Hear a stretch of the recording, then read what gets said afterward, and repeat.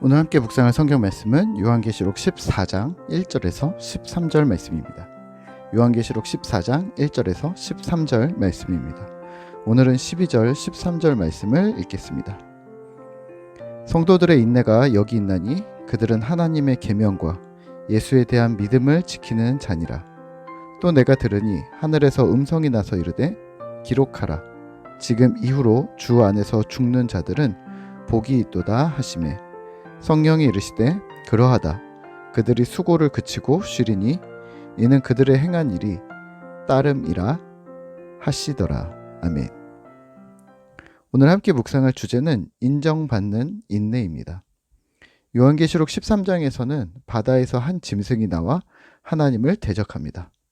용과 짐승과 그리고 또 다른 짐승이 하나씩 올라오면서 하나님을 대적하는 무리들은 차근히 자신들의 세력을 강하게 형성해 갑니다. 이 조직은 강력해져서 작은 자나 큰 자나 부자나 가난한 자나 자유인이나 종들 모든 이들을 압제하고 조정하기 시작합니다. 많은 사람들이 이 세력에 무릎을 꿇습니다. 하지만 이어지는 오늘 본문 14장에서는 반대편의 어린 양을 대조합니다. 1절입니다. 또 내가 보니 보라 어린 양이 시온 산에 섰고 그와 함께 14만 4천이 서 있는데 그들의 이마에는 어린 양의 이름과 그 아버지의 이름을 쓴 것이 있더라. 아멘. 13장의 사탄의 세력과 공격이 로마의 압제로 비유한다면 오늘 14장은 어린 양의 궁극적 승리에 대한 환상을 묘사하는데요. 이 부분은 주님의 오심 이후의 심판과 회복, 승리를 선언한다고 보시면 될 듯합니다. 아무리 강력한 세력이 하늘과 지상에서 자신들의 권세를 펼지라도 궁극적 승리는 어린 양 예수께서 하실 것이며 신자된 우리는 그 승리에 참여케 될 것임을 약속하고 계십니다. 여기서 등장하는 14만 4천 명은 순결한 하나님과 어린 양에게 속한 자들이며 거짓 없고 흠없는 자들입니다. 이들은 어린 양과 하나님의 이름을 앞세워 새 노래로 찬양합니다. 이어서 천사들이 등장하는데요. 첫째, 둘째, 셋째 심판을 선포합니다. 특히 세 번째 천사는 짐승과 우상에게 경배하고 무릎을 꿇어 이마나 손에 표를 받아 자신들의 정체성을 버리고 세상에 굴복한 자들에 대한 심판을 선언합니다. 11절입니다. 그 고난의 연기가 세세토록 올라가리로다. 짐승과 그의 우상에게 경배하고 그의 이름의 표를 받는 자는 누구든지 밤낮 쉼을 얻지 못하리라 하더라. 아멘. 밤낮 쉼을 얻지 못할 고난, 하나님의 강력한 심판을 예고합니다. 반면에 세상에 무릎 꿇지 않은 신자들은 하나님의 축복과 칭찬을 약속하십니다. 12절, 13절입니다. 성도들의 인내가 여기 있나니 그들은 하나님의 계명과 예수에 대한 믿음을 지키는 자니라. 또 내가 들으니 하늘에서 음성이 나서 이르되 기록하라. 지금 이후로 주 안에서 죽는 자들은 복이 있도다 하시매 성령이 이르시되 그러하다. 그들이 수고를 그치고 쉬리니 이는 그들의 행한 일이 따름이라 하시더라. 아멘. 지금 이후로는 주 안에서 죽은 자들은 복이 있도다. 시기적으로 매우 인상 깊은 문구입니다.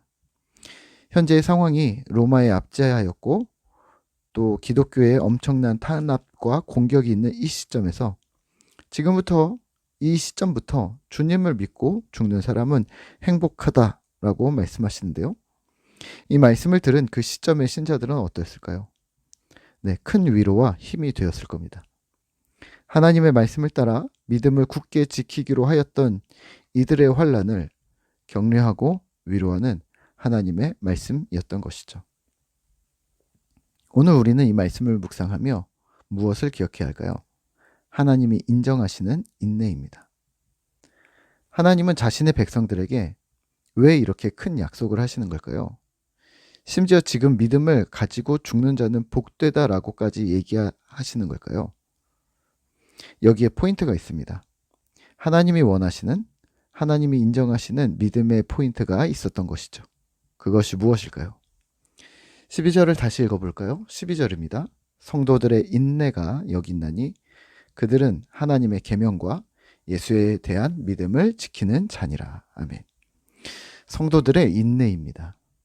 하나님이 인정하시는 성도들의 인내는 두 가지의 액션 포인트가 있습니다. 첫 번째는 하나님의 계명을 지키는 자, 둘째는 예수에 대한 믿음을 지키는 자입니다. 하나님의 계명을 지키는 자라는 말은 말씀을 묵상하고 말씀대로 이 세상을 살기 위해 고군분투하는 신실한 자들을 말합니다. 세속 도시에서 하늘의 말씀을 들으며 세속의 방법과는 다른 방식으로 믿음을 살아가는 자들을 말합니다. 그리고 이러한 삶의 방식, 일관된 삶의 태도로 살아가는 신자들이 환경과 상황에 휩쓸리지 않고 예수 그리스도에 대한 믿음을 지켜내는 것을 말합니다. 다시 정리하면 말씀과 신앙입니다. 말씀이 신앙을 강화하고 신앙은 말씀으로 들어갈 의지를 만들고 이 선순환이 세속의 물결, 세파의 험난함 속에서도 신자를 신자 되도록 지켜주는 것이죠. 이런 신자의 인내를 주님께서는 인정하시는 것이고요. 오늘 하루를 살아가는 우리는 무엇을 도전해야 할까요? 성경과 신앙, 이 두 가지에 집중해 보면 어떨까요? 지난주 아이들 큐티책에서 요즘 가장 어려운 것이 무엇이냐는 질문이 있었나 봅니다. 어제 김씨하는 큐티책에서 이렇게 써놓았더군요. 매일 큐티하는 것이 제일 어려워요. 네, 웃고 넘겼지만 여운이 있었습니다. 무엇을 매일 한다는 것이 쉽지 않다는 것을 초등학생 아이들이 이미 아는 거죠. 우리 어른들도 마찬가지입니다. 매일 성경을 읽는 것이 쉽지 않습니다. 왜 그럴까요? 의도적으로 우리의 의지를 내어놓아야 하기 때문입니다. 목사님은 큐티하는 것이 쉽지 않을까요?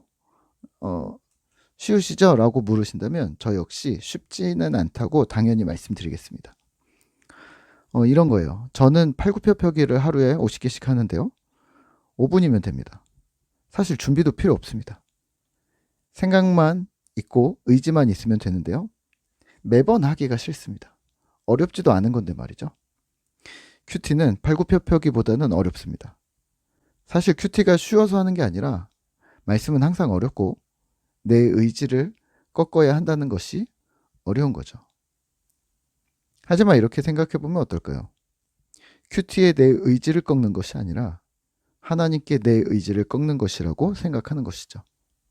귀찮고 불편하고 작은 이 일을 통해 오늘 하루도 나는 하나님께 크고 위대하신 하나님 앞에 피조물의 존재 자리를 매일 확인하게 되는 것이죠.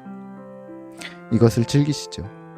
한 주를 시작하면서 매일 주님 바라보기, 이번 한 주 매일 묵상하기를 도전하는 신실한 꿈터 성도 되시기를 기도하겠습니다.